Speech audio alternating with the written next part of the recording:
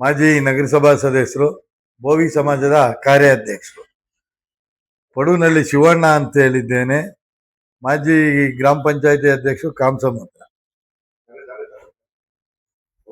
ಮಾಜಿ ತಾಲೂಕ್ ಪಂಚಾಯತಿ ಸದಸ್ಯರು ಕಾಂತರಾಜು ಅಂತ ಹೇಳಿದ್ದೇನೆ, ಬೋರನಕೊಪ್ಪಲು. ಊರೇನ್ ಬೇಡ, ಇದಾಕಂಡ್ರೆ ಸಾಕಲ್ವಾ ಅಂತ ಹೇಳಿದ್ದೇನೆ. ಮಾಜಿ ತಾಲೂಕ್ ಪಂಚಾಯತಿ ಅಧ್ಯಕ್ಷರು ಮರಟಗೆರೆ ಬೋವಿ ಕಾಲೋನಿ. ಲೋಹಿತ್ ಅಂತ ಹೇಳಿದ್ದೇನೆ, ನಮ್ಮ ಸಮಾಜದ ವಕೀಲರು.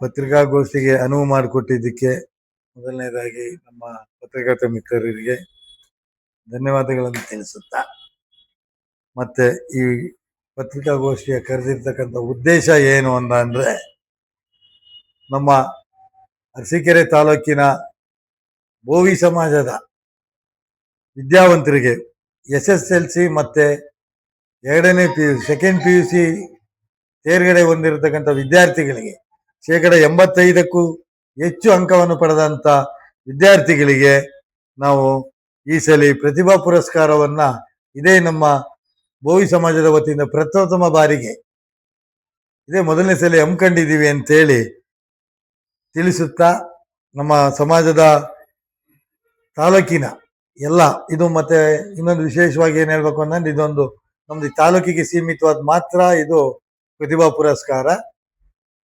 ಇದ ನಂತರ ಇದಾದ್ಮೇಲೆ ಇದೇ ತಿಂಗಳು 18ನೇ ತಾರೀಕು ಇಡೀ ಕರ್ನಾಟಕ ರಾಜ್ಯದಾದ್ಯಂತ 90%ಕ್ಕಿಂತ ಹೆಚ್ಚಿನ ಅಂಕ ಪಡೆದಂತ ವಿದ್ಯಾರ್ಥಿಗಳಿಗೆ SSLC ಮತ್ತೆ ಸೆಕೆಂಡ್ PUC, ಡಿಗ್ರಿ ಮತ್ತೆ ತಾಂತ್ರಿಕ ಇತರ ಎಲ್ಲ ಕೋರ್ಸ್ಗಳಿಗೆ ವಿದ್ಯಾರ್ಥಿಗಳು ಹೆಚ್ಚಿನ ಅಂಕ ಪಡೆದವರಿಗೆ ಅವರಿಗೆಲ್ಲ ನಮ್ಮ ಬೋವಿ ನಮ್ಮ ಸ್ವಾಮೀಜಿಗಳ ಅಧ್ಯಕ್ಷತೆಯಲ್ಲಿ, ಅದೇ ರೀತಿ ನಾವು ಕೂಡ ಇದೇ ರೀತಿ ಪ್ರಥಮ ಬಾರಿಗೆ ನಮ್ಮ ಅರಸೀಕೆರೆಗೆ ಸೀಮಿತವಾದಂತ, ನಮ್ಮ ಅರಸೀಕೆರೆ ತಾಲೂಕಿಗೆ ಸೀಮಿತವಾದಂತ ಒಂದು ಪ್ರತಿಭಾ ಪುರಸ್ಕಾರವನ್ನ ನಾವು ಈ ತಿಂಗಳು 10ನೇ ತಾರೀಕಿನ ಒಳಗಾಗಿ ನಮಗೆ ತಮ್ಮಲ್ಲಿರ್ತಕ್ಕಂಥ ಏನು ದಾಖಲಾತಿಗಳು, SSLC ಅಂಕಪಟ್ಟಿ ಆಗಿರ್ಬೋದು, ಇಲ್ಲ 2ನೇ ಸೆಕೆಂಡ್ PUC ಅಂಕಪಟ್ಟಿ ಆಗಿರ್ಬೋದು, ದ್ವಿತೀಯ PUCದು ಮತ್ತೆ ಜಾತಿ ಪ್ರಮಾಣ ಪತ್ರ, ಈ ರೀತಿ ಎಲ್ಲ, ಮತ್ತೆ 2 ಪಾಸ್ಪೋರ್ಟ್ ಸೈಜು ಫೋಟೋಗಳು ಮತ್ತೆ ಆಧಾರ್ ಕಾರ್ಡು, ಈ ರೀತಿ ಎಲ್ಲ ಅಂಕಪಟ್ಟಿಗಳನ್ನೆಲ್ಲ ಕೊಟ್ಟು ಎಲ್ಲರೂ ಸಹಕರಿಸಬೇಕು ಈ ಒಂದು ಕಾರ್ಯಕ್ರಮಕ್ಕೆ ಅಂತೇಳಿ ಇಡೀ ನಮ್ಮ ಅರಸೀಕೆರೆ ತಾಲೂಕಿನ ಬೋವಿ ಸಮಾಜದ ನನ್ನ ಕುಲಬಾಂಧವರಲ್ಲಿ ಕೇಳ್ಕೊಳ್ತಾ ಇದ್ದೇನೆ. ನಾಗರಾಜು ಅಂತ ನನ್ನ ಹೆಸರು. ಈಗ ನಮ್ಮ ಅರಸೀಕೆರೆ ತಾಲೂಕಿನಲ್ಲಿ ನಮ್ಮ ಸಮಾಜದವರು ಬಹಳ ಹಿಂದುಳಿದಿರ್ತಕ್ಕಂಥ ಸಮಾಜ. ಸಾಮಾನ್ಯವಾಗಿ ಆರ್ಥಿಕವಾಗಿ ಮತ್ತು ಶೈಕ್ಷಣಿಕವಾಗಿ ಬಹಳ ಹಿಂದಿರ್ತಕ್ಕಂಥ ಸಮಾಜ ನಮ್ಮ ಸಮಾಜ ಆಗಿದ್ದು, ಇವತ್ತಿನವರೆಗೂ ಕೂಡ ಇಂಥ ಒಂದು ಕಾರ್ಯಕ್ರಮವನ್ನು ಮಾಡಲಿಕ್ಕೆ ಆಗಿರಲಿಲ್ಲ. ಕಾರಣ, ನಮ್ಮಲ್ಲಿ ಸಾಮಾನ್ಯ ಜ್ಞಾನದ ಕೊರತೆ ಇತ್ತು ಮೊದಲನೇದಾಗಿ. ಅದಕ್ಕೆ ಮೊದಲನೇ ಕಾರಣನೇ ಶೈಕ್ಷಣಿಕ ಕಾರಣ. ಅದು ಇಲ್ಲದೆ ಇರ್ತಕ್ಕಂಥ ಸಂದರ್ಭದಲ್ಲಿ ಇವತ್ತು ದೇವರು ನಮ್ಮ ತಾಲೂಕಿನ ನಮ್ಮ ಸಮಾಜದ ಎಲ್ಲ ಬಂಧುಗಳನ್ನು ಕೂಡ ಒಂದು ಹಂತ ಯಾವುದೋ ಒಂದು ಮುಖಾಂತರ ಒಂದು ಆರ್ಥಿಕವಾಗಿ ಆಗಿರ್ಬೋದು, ಸಾಮಾಜಿಕವಾಗಿ, ಧಾರ್ಮಿಕವಾಗಿ, ಶೈಕ್ಷಣಿಕವಾಗಿ ಎಲ್ಲ ರಂಗದಲ್ಲೂ ಕೂಡ ಮುಂದೆ ಬರಬೇಕು ಅನ್ನೋ ನಿಟ್ಟಿನಲ್ಲಿ ಇವತ್ತು ಎಲ್ಲ ಸಮಾಜದ ಬಂಧುಗಳು, ಎಲ್ಲ ಏನು ಲೀಡರ್ಸ್ ಇದೀವಿ, ಎಲ್ಲರೂ ಕೂಡ ನಮ್ಮ ಸಮಾಜದ ಚೌಟಿನಲ್ಲಿ ಸೇರ್ಕೊಂಡು ಇಂಥ ಒಂದು ಕಾರ್ಯಕ್ರಮವನ್ನ, ಪ್ರತಿಭಾ ಪುರಸ್ಕಾರವನ್ನ ನಾವು ನಮ್ಮ ಮಕ್ಕಳಿಗೆ ಕೊಟ್ಟಿದ್ದೆ. ಅದಲ್ಲಿ ಅವರು ಮುಂದೆ ಮತ್ತೆ ಹೆಚ್ಚಿನ ಅಂಕ ಗಳಿಸುವಲ್ಲಿ ಅಥವಾ ಮುಂದಿನ ವಿದ್ಯಾಭ್ಯಾಸಕ್ಕೆ ನಾನು ಕೂಡ ಮುಂದೆ ಬರಬೇಕು ಅನ್ನೋ ಒಂದು ಆಸಕ್ತಿನ ತೋರ್ತಾರೆ. ಆ ಕಾರಣದಿಂದ ನಾವು ಮಕ್ಕಳಿಗೆ ಪ್ರತಿಭಾ ಪುರಸ್ಕಾರವನ್ನ ಕೊಟ್ರೆ ಮುಂದೆ ಹಿಂದೆ ಇರ್ತಕ್ಕಂಥ ವಿದ್ಯಾರ್ಥಿಗಳಾಗಿರ್ಬೋದು, ಈ ವಿದ್ಯಾರ್ಥಿಗಳು ಇನ್ನೂ ನಾನು ಹೆಚ್ಚಿನ ಒಂದು ಆಸಕ್ತಿ ವಹಿಸಿ ಶೈಕ್ಷಣಿಕವಾಗಿ ನಾನು ಮುಂದೆ ಬರಲಿಕ್ಕೆ ಕಾರಣ ಆಗ್ಬೇಕು ಅನ್ನೋ ಒಂದು ಭಾವನೆ ಅವರಲ್ಲಿ ಮೂಡುತ್ತೆ ಅನ್ನೋ ಒಂದು ಕಾರಣಕ್ಕೆ ಅವ್ರಿಗೆ ಈ ಒಂದು ತಿಳುವಳಿಕೆ ಪುರಸ್ಕಾರ, ಪ್ರತಿಭಾ ಪುರಸ್ಕಾರದ ಜೊತೆಯಲ್ಲಿ ಅವ್ರಿಗೆ ತಿಳುವಳಿಕೆ ಕೊಟ್ಟು ಮುಂದಿನ ಒಂದು ಹಾದಿ ಹೇಗಿರ್ಬೇಕು ಅನ್ನೋದು ಕೂಡ ಅವ್ರಿಗೆ ತಿಳಿಸ್ಕೊಡ್ಬೇಕು. ಮುಂದಿನ ಏನೇ ಆಗಿದ್ರು ಕೂಡ ನಾವು ಮುಂದಿನ ಜೀವನದಲ್ಲಿ ನಾವು ಸಾಧನೆ ಮಾಡ್ಬೇಕು ಅಂದ್ರೆ ಮೊದಲನೇದಾಗಿ ನಮಗೆ ವಿದ್ಯಾರ್ಹತೆ ಮುಖ್ಯ. ಯಾಕೆಂದ್ರೆ ತಿಳುವಳಿಕೆ ಇಲ್ಲದರೆ ನಾವು ಎಲ್ಲಿ ಹೋಗಿ ಏನು ಮಾಡ್ಲಿಕ್ಕೆ ಸಾಧ್ಯ?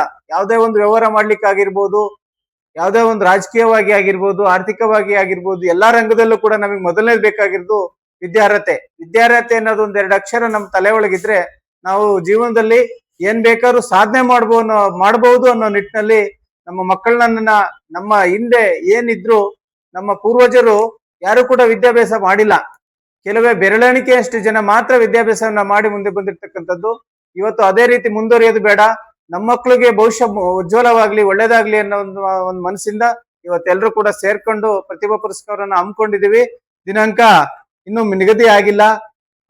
ಹಾಗಾಗಿ ನಮ್ಮ ಸಮಾಜದ ಬಂಧುಗಳಲ್ಲಿ ನಾನು ಮನವಿ ಮಾಡ್ಕೊಳ್ಳೋದೇನಂದ್ರೆ, ಯಾರು ತಮ್ಮ ಮಕ್ಕಳ ವಿದ್ಯಾಭ್ಯಾಸ ಸರ್ಟಿಫಿಕೇಟ್ ಅಲ್ಲಿ SSLC ಆಗಿರ್ಬೋದು, PUC ಆಗಿರ್ಬೋದು 85% ಇಂದ ಮೇಲೆ ಇರ್ತಕ್ಕಂಥ ವಿದ್ಯಾರ್ಥಿಗಳ ಅಂಕಪಟ್ಟಿ ಮತ್ತೆ caste certificate, photo, Aadhaar card ಇಷ್ಟು ದಾಖಲಾತಿಯನ್ನ ಈಗೇನು ನಾವು ನೇಮಕ ಮಾಡಿದೀವಿ, ಕಾಂತರಾಜು ಮತ್ತೆ ಕಾರ್ತಿಕ್ ಮತ್ತೆ ಲೋಹಿತ್ ಕುಮಾರ್ ವಕೀಲರು, ಈ 3 ಜನಕ್ಕೆ ತಮ್ಮ ದಾಖಲಾತಿಯನ್ನು ಕೊಟ್ಟು ನಿಗದಿತ ಸಮಯಕ್ಕೆ ನೋಂದಾಯಿಸಿಕೊಂಡು ಪ್ರತಿಭಾ ಪುರಸ್ಕಾರಕ್ಕೆ ಬಂದು ಸಹಕಾರ ಮಾಡಿ ಎಲ್ಲ ಸಹಕಾರ ಮಾಡ್ಬೇಕು ಅಂತ ಹೇಳಿ ನಮ್ಮ ಸಮಾಜದ ಬಂಧುಗಳು ಮತ್ತು ಹಾಗೂ ನಮ್ಮ ಎಲ್ಲ ಬಂಧು ಮಿತ್ರರಿಗೂ ಕೂಡ ನಾನು ಈ ಮೂಲಕ ತಿಳಿಯಲು ಇಚ್ಛೆ ಪಡ್ತೇನೆ. ಭೋವಿ ಸಮಾಜದ ಮುಖಂಡರು, ಮೊದಲನೇದಾಗಿ ಪತ್ರಿಕಾ ಮಿತ್ರರಿಗೆ ಧನ್ಯವಾದಗಳನ್ನು ತಿಳಿಸ್ತಾ, ನಾವು ಇದೇ ಮೊದಲನೇ ಬಾರಿಗೆ ನಮ್ಮ ಅರಸೀಕೆರೆ ತಾಲೂಕಿನಲ್ಲಿ ಪ್ರತಿಭಾ ಪುರಸ್ಕಾರವನ್ನು ಹಮ್ಮಿಕೊಂಡಿರೋದು ಇದೇ ಮೊದಲನೇ ಬಾರಿಗೆ. ಇದಕ್ಕೆ ನಮ್ಮ ನಾಗಣ್ಣವ್ರು ಹೇಳಿದಂಗೆ ಸುಮಾರು ಕಾರಣಗಳು ಇದೆ. ನಮ್ಮಲ್ಲಿ ಶೈಕ್ಷಣಿಕವಾಗಿ, ಆರ್ಥಿಕವಾಗಿ, ಮೊದಲನೇದಾಗಿ ಕೂಲಿ ಮಾಡ್ಕೊಂಡು ಜೀವನ ಮಾಡ್ತಕ್ಕಂಥ ಜನಾಂಗ ನಮ್ದು. ಇವತ್ತು ಏನಾರ ಸ್ವಲ್ಪ ಆರ್ಥಿಕವಾಗಿ ಪ್ರಬಲವಾಗಿ ಏನಾರ ನಮ್ ಜನಾಂಗ ಮುಂದೆ ಬಂದಿದೆ ಅಂದ್ರೆ ಅದಕ್ಕೆ ಏನೋ ಒಂದು ದೈವ ಇಚ್ಛೆಯಿಂದ ಶುಂಠಿ ಬೆಳೆಯನ್ನು ಬೆಳೀತಾ ಅವರಿಗೆ ಆರ್ಥಿಕವಾಗಿ ಮುಂದೆ ಬಂದು ಎಲ್ಲಾ ಸಮಾಜದಲ್ಲಿ ಬೇರೆ ಸಮಾಜಗಳಂಗೆ ನಾವು ಪ್ರತಿಭಾ ಪುರಸ್ಕಾರ ಮಾಡಿ ನಮ್ಮ ಮಕ್ಕಳಿಗೆ ಒಂದು ಪ್ರೋತ್ಸಾಹವನ್ನು ನೀಡಿದ್ರೆ ಮುಂದೆ ಬರ್ತಾರೆ ವಿದ್ಯಾಭ್ಯಾಸದಲ್ಲಿ, ಅವ್ರಿಗೂ ನಮ್ಗೆ ಆಸಕ್ತಿ ಬರ್ಲಿ ಅನ್ನೋ ಉದ್ದೇಶದಿಂದ ನಾವು ಈ ಒಂದು ಪ್ರತಿಭಾ ಪುರಸ್ಕಾರವನ್ನು ಸಮಾಜದಿಂದ ಹಮ್ಮಿಕೊಂಡಿದೀವಿ. ಹಾಗೆ ಮುಂದೆ ಇದೊಂದೇ ಅಲ್ಲದೆ ಸಮಾಜದ ಏಳಿಗೆಗಾಗಿಯೇ ಕೆಲಸ ಮಾಡಬೇಕು. ಇತ್ತೀಚಿನ ದಿನಗಳಲ್ಲಿ ಕಾರಣಾಂತರಗಳಲ್ಲಿ ವೈಮನಸ್ಸು ಜಾಸ್ತಿ ಆಗ್ತಾ ಬರ್ತಾ ಇರೋದ್ರಿಂದ ಇದು ಇಟ್ಕೋಬಾರ್ದು, ಸಮಾಜದಲ್ಲಿ ಒಡಕ್ ಬರಬಾರ್ದು, ಎಲ್ಲರೂ ಒಗ್ಗಟ್ಟಾಗಿ ಎಲ್ಲಾ ಸಮಾಜದ ಏಳಿಗೆಗೆ ದುಡಿಬೇಕು ಅಂತ ಹೇಳಿ ಮೊನ್ನೆ ಒಂದು ಸಮಾಜದ ಚೌಟ್ರಿನಲ್ಲಿ ಮೀಟಿಂಗ್ ಅನ್ನು ಮಾಡಿ ಇನ್ನು ಮುಂದೆ ಎಲ್ಲಾ ಕಾರ್ಯಕ್ರಮಗಳನ್ನು ಒಗ್ಗಟ್ಟಾಗಿ ಮಾಡ್ಕೊಂಡು ಹೋಗೋಣ ಅಂತ ತೀರ್ಮಾನ ತಗೊಂಡು ಇದೇ ಮೊದಲನೇದಾಗಿ ಪ್ರತಿಭಾ ಪುರಸ್ಕಾರವನ್ನು ಹಮ್ಮಿಕೊಂಡಿದ್ವಿ.